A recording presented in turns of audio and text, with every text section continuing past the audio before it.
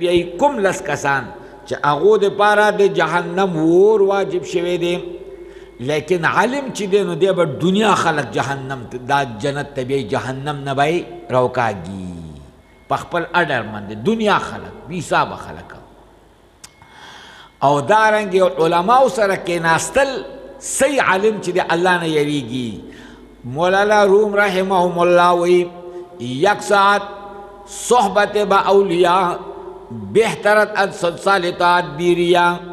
لگون ساتے کے ناستل دی علم سرا نیک سڑی سرا دا دی سلو کالو عبادتنا چه پاگا سلو کالو عبادت تاو کا آغی کی ریا نشتره دی اغین دا خس خونی ساتے کے ناستل 10 منٹا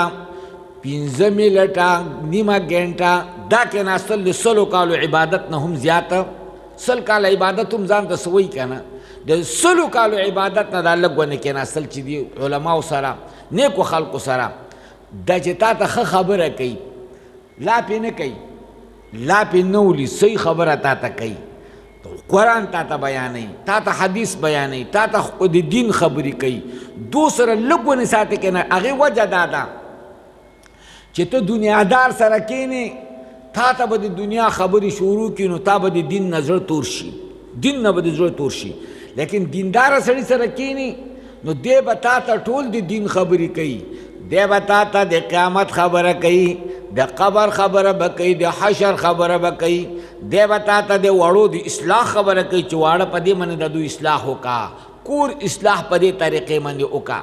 دی به تا ته دا نو د دې د وجې نه یو شاعر وایي احب الصالحین ولست منهم احب الصالحین ولست منهم لعل الله يرزقني صلاحا. خو خلق سره می ناسته پاسته ده خو خلق سره می مینه ده ولست منهم په خپله ښه سړی نه یم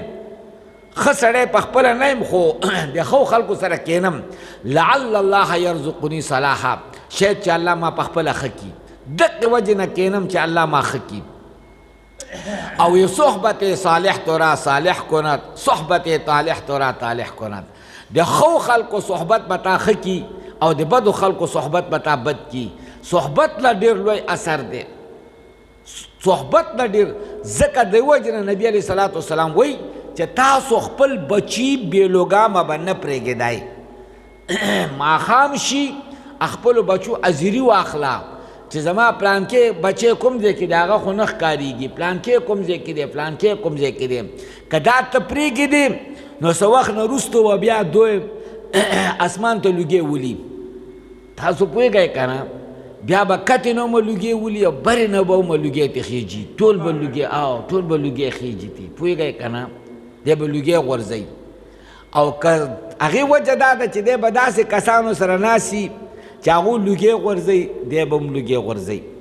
پوه شو که اسمان به یې چوف داسې کوي چوف دی به دا کارونه کوي بیا به تر دې پورې چې دا چرسیان تاسو به د ښاریو کې نه دي لیدلي دا هم دغه د خلکو اولادو خو دا بې ترتیبه لوی شي دي نو بیا هلته کې چرسو بیا چرس نه میلاویږي غلاګانې کوي غلاګانې کوي بیا ډاکي کوي هغې منې ومه شي نو بیا چې دا ګنده چړلې ګوري غولو کې ناستي هغې غول پکې واچي یا جو ځان ته بیا لوګې کوي هغه کار هغې باندې ټول ناستي دا شانته دا اور بلی داسې دغه کوي ونې او لوګې غورځوي یا دا قصې کوي دا ولې نبي علیه الصلاة والسلام طریقه ښوله